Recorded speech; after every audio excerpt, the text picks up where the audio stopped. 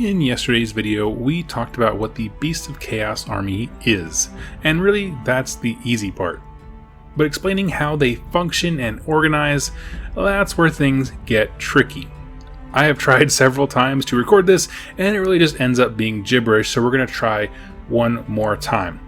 Before we begin, the two core ideas that you need to understand to really get how this army organizes itself. Ready? Number one is that birds of a feather flock together. And the second one is this: might makes right.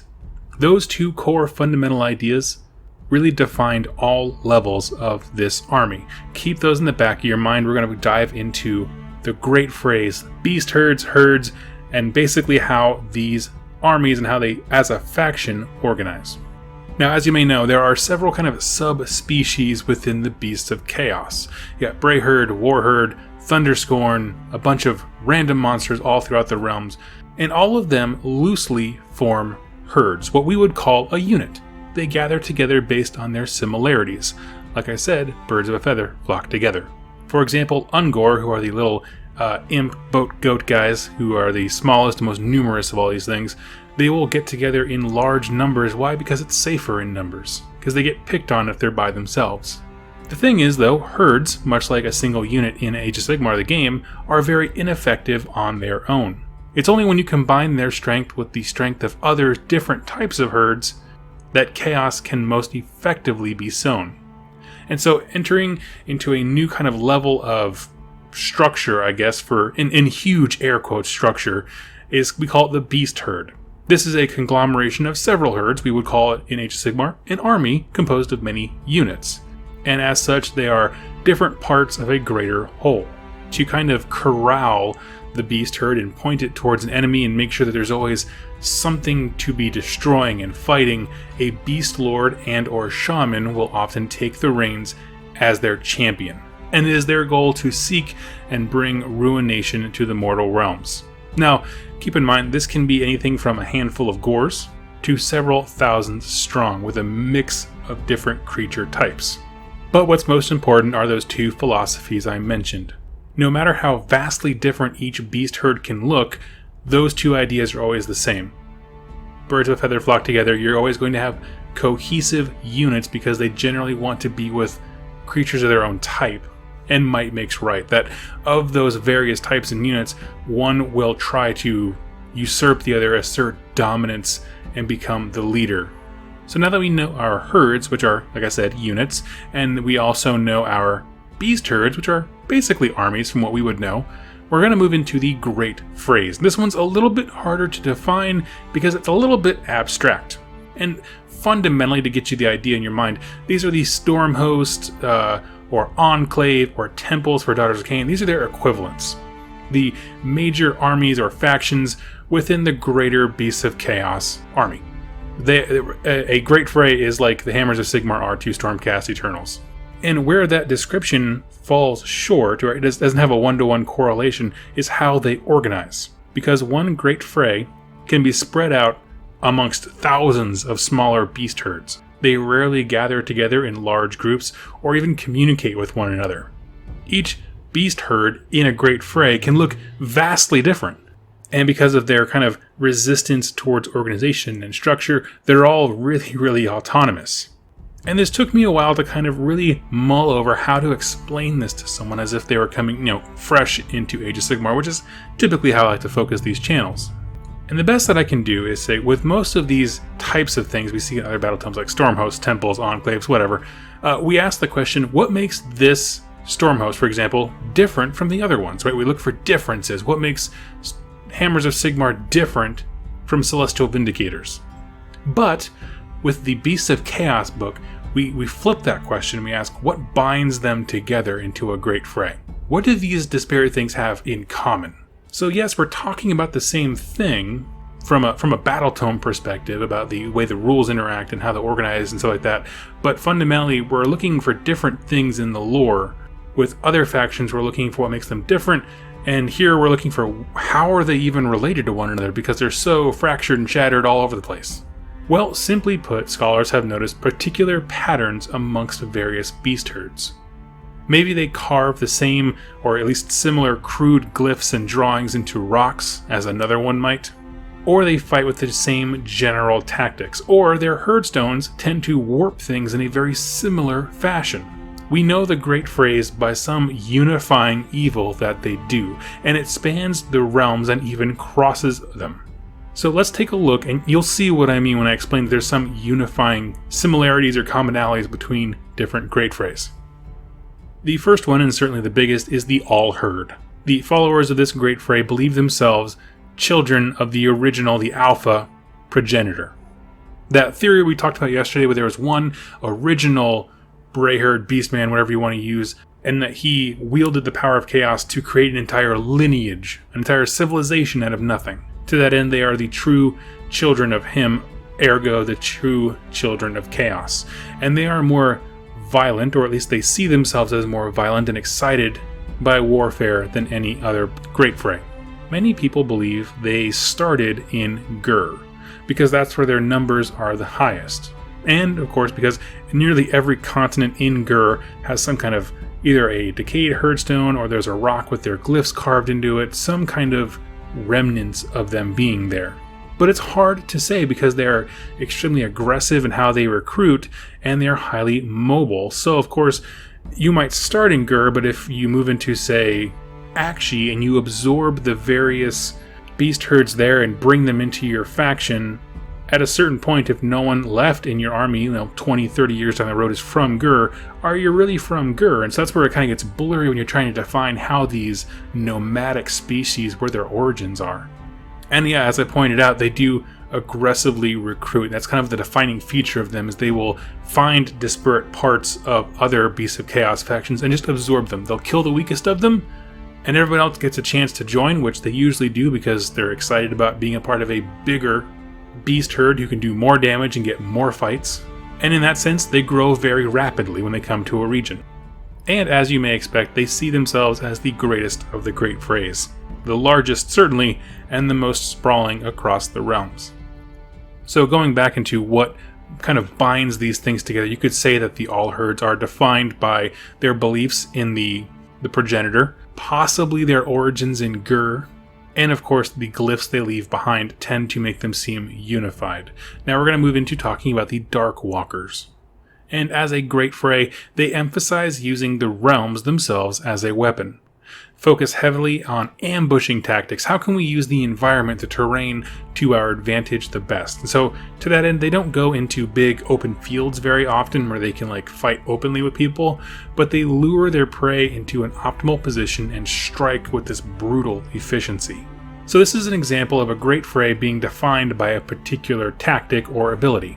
And while that focus is very interesting, there are a few more things to take away from them that make them very unique. Because they also seem to have a very innate knowledge of the realm gates. They just seem to know how to get to places quickly, how to navigate the realm gates in such a way to get wherever they need to be.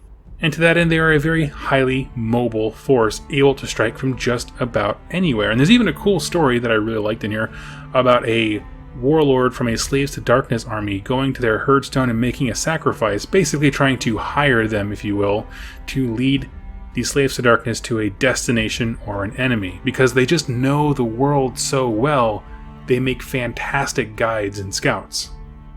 And the last one here is the Cavespawn. And their defining feature, the thing that unifies them, is rampant mutation. You'll see a lot of Cavespawn and Greatbray Shaman who are projecting that kind of chaos power, and they worship a being named Morgur, which really is a throwback to the old world. He's sort of a Gore and Spawn hybrid infused with the stuff of chaos, and in his presence, things would change and mutate and Spawn would pop out of nowhere. And while he wasn't directly ported into AOS as a character, he represents that same kind of corrupting power of chaos that the Beasts of Chaos themselves as a faction revere. More Spawn, dark magic, mutations. And the Cavespawn wish to see him ascend into the Dark Pantheon. They want Morgur to be just like the other four Chaos Gods. Now, this, if you're thinking about it, can easily put them at odds with a lot of the other Greatfrays, simply because they generally, like I said, shy away from worshipping any of the Chaos Gods because they don't want to bow before anyone. But this Greatfray is unique in that not only do they bow before someone, they do it to someone who's not one of the big Chaos Gods in the hope that he will ascend to that level. So I thought that was a really great little throwback to the old world, as well as being just an interesting idea. The idea that there's just this faction out there that's worshipping this power of change that has made them what they are. Now the book also covers 4 more different types of Greatfrays. And I really like that they added this. See, while most of this army is chaos unaligned, undivided, a few beast lords have been tempted by the gods into a life of utter devotion. Now they're often looked down upon by other beast herds, but they serve nonetheless, striving to please a particular chaos god and prove that their devotion is not a weakness. So it's important to note that what we're going to talk about here are not the names of specific Greatfrays like we were just talking about. Those are specific ones, but these are kind of general classifications based on who they're worshipping. For example, the Skull phrase refers to any Greatfrays that are dedicated to Khorne, of which there are multiple. And for their devotion, Khorne gives them a portion of his rage and strength. He delights in seeing the beastmen shred through the realms in a bloody rampage. You'll often see piles of skulls at the bases of their herdstones, and the most infamous of them, meaning the actual name of a particular Greatfray, is the 8-horned Skull Fray. And they worship Khorne, and they see him kind of in their mythology as a great brass bull, known for devouring their foes after battle to gain their strength, with the exception of the brain, because there's no strength in there, which I thought was a really nice little touch. The next of these devoted Greatfrays is a classification called the Twist Phrase, and as you might have guessed, these are the ones dedicated to the warping power of Tzeentch, also known as Weird Horns and Warp Hooves, which I like that one, Warp Hooves. Their herdstones are unique in that they will evolve and warp and grow over time, and there isn't a ton of lore on this one, but we can kind of expect the same ideas that we've seen from something like the Zangor from Disciples of Tzeentch. A lot of plotting, planning, it's kind of very savage and bestial cunning with a focus on dark magic and an emphasis on change. Next up are the Rot Phrase, and these are the Greatfrays that are dedicated to Nurgle.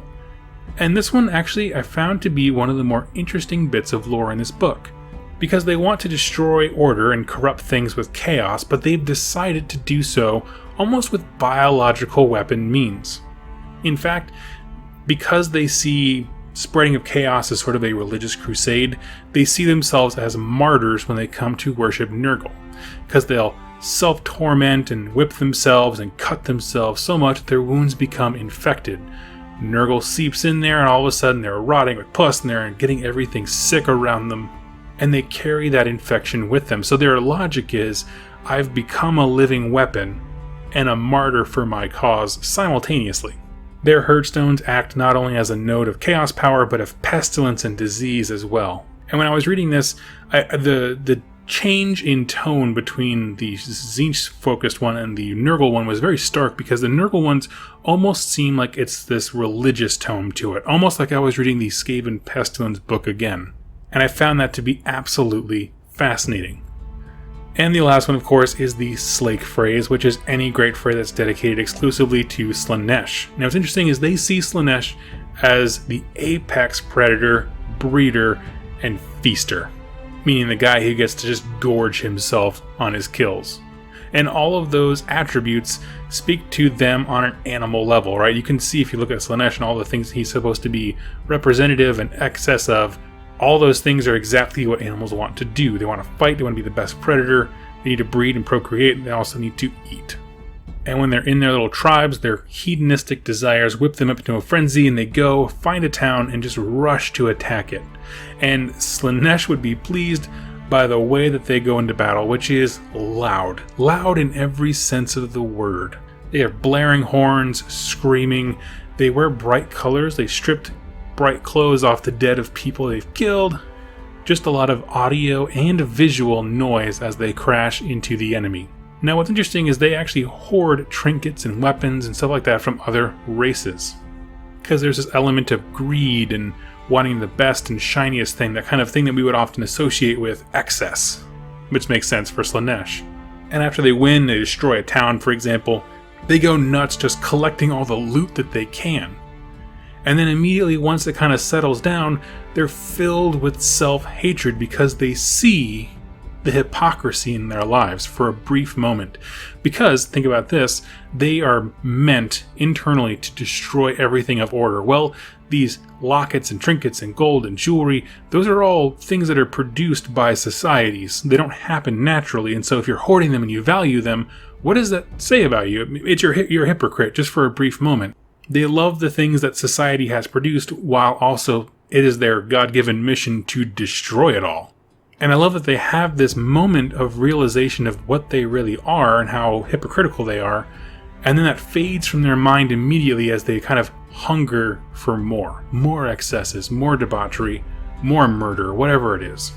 And I thought that was a really cool touch, and actually it made me extremely excited for the Slaanesh book whenever that comes out, because if they're going that deep into being like, I hate myself because I understand what I'm doing on some level, that's kind of a level of self-awareness that I don't feel like any Slaanesh warlord has had in any of the Warhammer Fantasy Battle or Age of Sigmar publications. And so friends, that is the best I can do to try and explain how this army organizes itself. Again, you have your herd, which is your unit, just a conglomeration of very similar things.